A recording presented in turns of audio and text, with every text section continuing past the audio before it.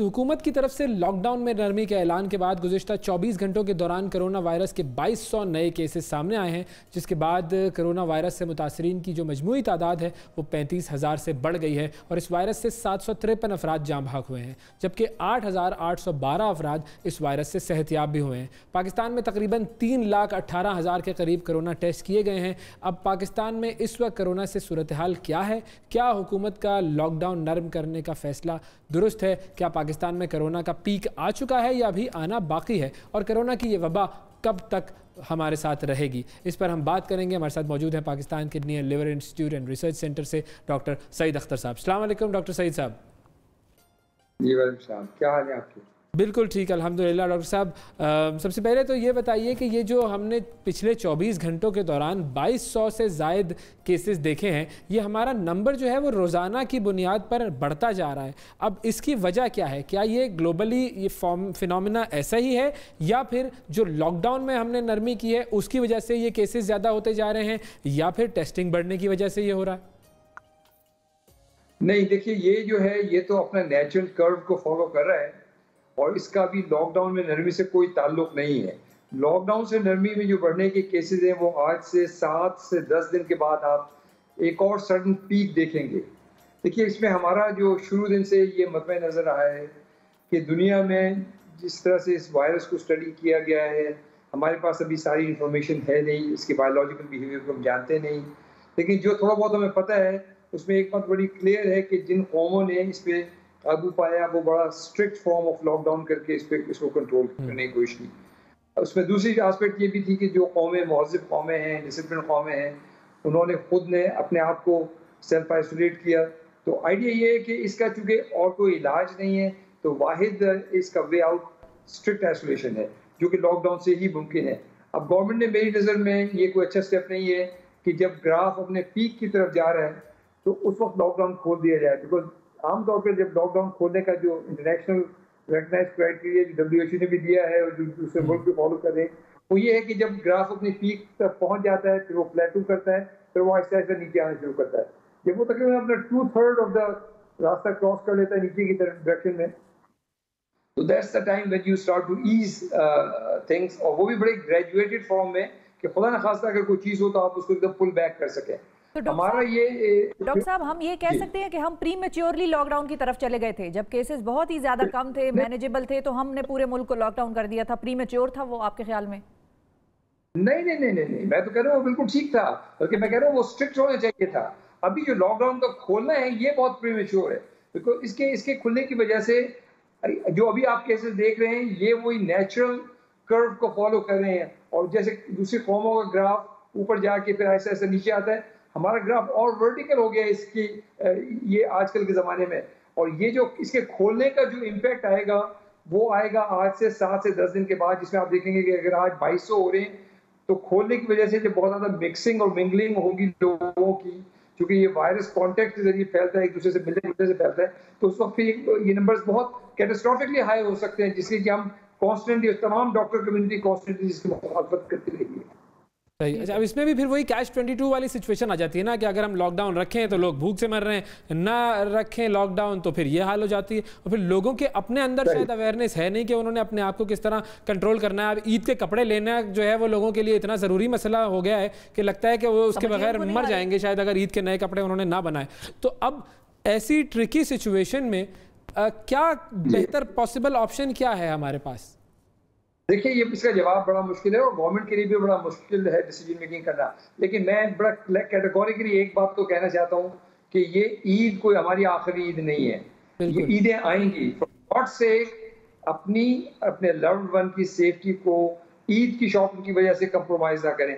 भूख को तो मैं चले एक सेकंड के लिए एक्सेप्ट कर सकता हूँ, बेरोजगारी को मैं एक्सेप्ट कर सकता हूँ कि बंदा मर जाएगा अगर उससे बाहर निकल के, लेकिन ये जो मैं मेरे पास कोई पोलाइट वर्ड नहीं है इसके लिए, लेकिन ये इंतहाई नामाकूल गैर जिम्मेदार बिहेवियर जो हम दिखा रहे हैं कि लोग खबे से खबा चल रहा है और ज़बरदस्त तरीके से ईद की शॉपिंग हो रही है। लेकिन देखिए मैं बहुत दफ़ा ये बात कह चुका हूँ कि स्टेट जो है वो माँ की तरह होती है, माँ का काम अपने सिटीजन्स को प्रोटेक्ट करना है। अगर वो शराफत से नहीं बाज आते तो ये माँ का ही काम है, स्टेट का काम है कि वो फिर अपनी पावर असर्ट करती है, लॉकडाउन कराती है, उसको इन्फोर्स करती है। तो मुझे डर ये है, अच्छा फिर इसमें ये है कि हमने खोल दिया तो इतनी मिक्सिंग होगी कि फिर सडनली जो हमने लॉकडाउन का जो हम फल रीप कर रहे थे वो हमारे लिए मीनिंगलेस हो जाएगा कि इतने ज़्यादा केसेस होंगे कि वो हमारे लिए कंट्रोल करना मुश्किल हो जाएंगे। तो इसीलिए हमारा कॉन्स्टेंटली डे 1 से ये स्टैंस रहा है कि बहुत शुरू में ही अर्ली लॉकडाउन करना चाहिए था, जो उन्होंने सिंध ने किया, वफाक ने भी बड़ा हाफ हार्टेड इसको फॉलो करने की कोशिश की। वो भी लॉकडाउन को मैं तो टेक्निकली लॉकडाउन मानते ही नहीं, लेकिन बात चले एक थोड़ा बहुत लॉकडाउन था जिसकी वजह से फिर भी कुछ बचत हो गई हमारी। अब ये लॉकडाउन में नरमी हुई है, इससे तो बिल्कुल कैटास्ट्रोफिकली बैड रिजल्ट्स निकलेंगे।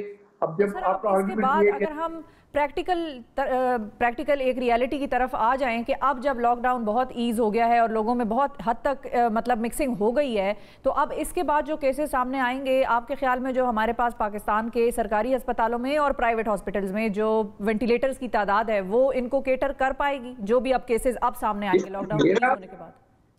हमें अल्लाह से पनाह मांगनी चाहिए और मैं समझता हूँ कि हमें दुआ करनी चाहिए कि ऐसा ना हो। लेकिन मेडिकली स्पीकिंग मैं समझता हूँ कि वो जो नंबर ऑफ केसेस आज भी आप देखिए ना कि जो नंबर ऑफ केसेस हो रहे हैं, कहाँ तो 5 और 10 और 15 और 20 और फिर अब हम हजारों की बात करें अ डे। तो यही होना था एपिडेमिक्स का। ये कोई हम व्हील को रीइन्वेंट करने की कोशिश नहीं करे। दुनिया में जब भी कभी एपिडेमिक्स होती हैं अपने अप स्ट्रोक के दौरान मैक्सिमम हिफाजत की जाती है। हमने ना उस वक्त लॉकडाउन को सख्त किया।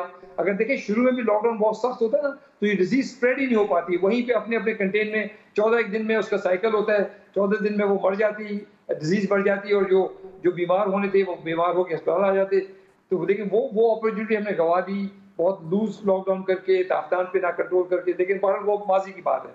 अब जो मैं जिस चीज को समझता हूँ, आपका जो पहला क्वेश्चन था ना कि क्या लोग भूख से मर जाएं, देखिए मैं कहता हूँ कि इंसान अगर जिंदा है तो फिर भूख सेकेंडरी इशू है।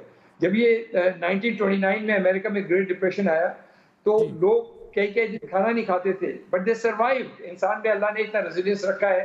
लेकिन हमारे यहाँ तो ये एक कॉम्बिनेशन ऑफ गैर जिम्मेदारी, केयरलेसनेस, केयरलेसनेस, स्टेट की तरफ से कोई पूछने वाला नहीं है, कोई कंट्रोल करने वाला नहीं है। अगर लोग जिम्मेदारी का मुजाहरा नहीं करते, अगर आप गलत साइड पे ट्रैफिक चला रहे हैं तो क्या आप स्टेट आपको रोकेगी नहीं? अगर एक आदमी बाहर निकल के और बंदूक से लोगों को मार रहा है तो क्या स्टेट उसको रोकेगी नहीं? ये बिल्कुल उसी से मिलती जुलती सिचुएशन इस वक्त है। बिल्कुल ठीक है। अच्छा, एक और आखिरी चीज़ सिर्फ ये बताइए कि बहुत सारी ऐसी भी मतलब मैसेजेस और इंटरनेट पर इस तरह की डिटेल्स अवेलेबल हैं बहुत सारे लोगों की तरफ से कि भाई हमें तो मुख्तलिफ जगहों से अनाउंसमेंट मिल रही हैं कि इस मुल्क में इस तारीख को यहाँ पर जो है वो वबा कम होना शुरू हो जाएगी और इस महीने में ख़त्म हो जाएगी। पाकिस्तान के हवाले से भी कुछ ऐसे ही नंबर्स आ रहे हैं कि जून में जो है वो कम हो जाएगा, सितंबर तक बिल्कुल ख़त्म हो जाएगा। तो ये देखें, ये तो फिर इसका मतलब है कोई क्राफ्टेड कोई चीज़ है, ये अभी जो है ना वो हम इस पर यकीन करने के लिए तैयार नहीं है। तो इस हवाले से क्या कहेंगे? नहीं, that's not true, ऐसी बात नहीं। देखिए मैं आपको बताता हूँ, हर वायरस का और हर बैक्टीरिया का एक बायोलॉजिकल बिहेवियर होता है। इस वायरस के बारे में हम बहुत अच्छा जानते नहीं है, लेकिन हम इसको स्टडी कर रहे हैं। उससे ये अंदाजा होता है कि 3 से 4 महीने ये लगाता है, फिर आहिस्ता आहिस्ता इसकी पीक टूटती है और ये नीचे आना शुरू होता है। यही चीज़ हमने चाइना में देखी, सिंगापुर में देखी, वुहान में देखी, फिर अमेरिका में देखी, फिर अब यूरोप और अमेरिका में भी इसकी पीक।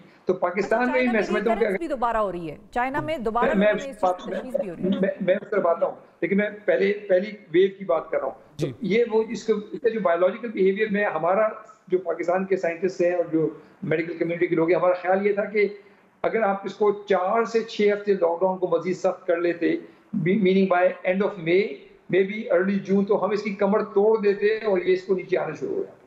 अच्छा, ये तो एक बात होगी। अब आ गई ये सेकंड वेव की बात करें, तो जैसे मैंने पहले ये बात कही कि हमें चूंकि इस वायरस के बायोलॉजिकल बिहेवियर का नहीं पता, तो कोई बईद नहीं कि सेकंड वेव आए और सेकंड वेव पहली वेव से भी सख्त हो। अगर आप 1918 का जो स्पेनिश फ्लू देखें तो पहली वेव बहुत छोटी सी थी, ऐसी आई और लोग ने खुशियां होके और सारी अपनी हिफाजती इकदाम, और फिर जो सेकंड वेव आई वो बहुत वाइड वेव थी जिसने मेजॉरिटी लोगों को मार दिया, और फिर 3 वेव्स में वो आया था। तो ये जितने भी चीजें हैं इसके बारे में देखिए बहुत क्लियरली समझ लें कि बदकिस्मती से ये एक ऐसी चीज है जिसके बारे में हमें कुछ पता ही नहीं है। We don't know about it, we don't know the biological behaviour. We have no medicines. ठीक है, तो बस फिर एहतियात पर ही आकर हम सब रुक जाएंगे कि एहतियात ही जो है इसका फाइनल सोल्यूशन है, क्योंकि ना दवाई है, ना कोई वैक्सीन है और ना कोई और हरबा है जिससे हम इसको शिकस्त दे सकेंगे। बहुत शुक्रिया अदा करेंगे डॉक्टर साहब, आपने वक्त निकाला और बड़ा एप्टली एक्सप्लेन किया कि भाई इसकी एक वेव भी आ सकती है, दूसरी भी आ सकती है और तीसरी भी आ सकती है। एहतियात ही सिर्फ इसका वाहिद हल है। बिल्कुल।